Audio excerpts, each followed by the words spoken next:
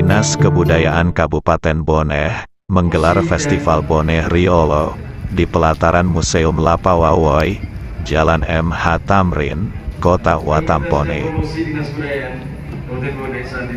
Kegiatan yang dilaksanakan pada malam hari ini sebagai rangkaian kegiatan Hari Jadi Boneh ke-693 tahun dibuka Wakil Bupati Ambo Dale pada hari Rabu, tanggal 26 April tahun 2023. Festival akan berlangsung hingga hari Sabtu tanggal 29 April tahun 2023 dengan menampilkan ragam sajian seperti Madarasa, Barzanji Ugi, Orkestoriolo, Makelong Ugi, dan pentasan seni lainnya.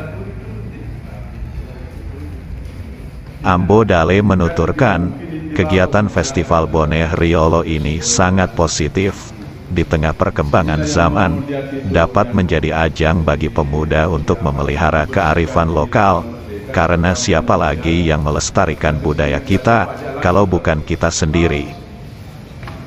Contoh Jepang merupakan negara maju, masih tetap melestarikan nilai-nilai budayanya. Tentunya, agar ke depan Festival Boneh Riolo, harus menjadi kalender tetap. Wakil Bupati sangat mengapresiasi dan berharap Festival Boneh Riolo yang pertama kali dilaksanakan ini nantinya menjadi kalender tetap di setiap peringatan Hari Jadi Boneh.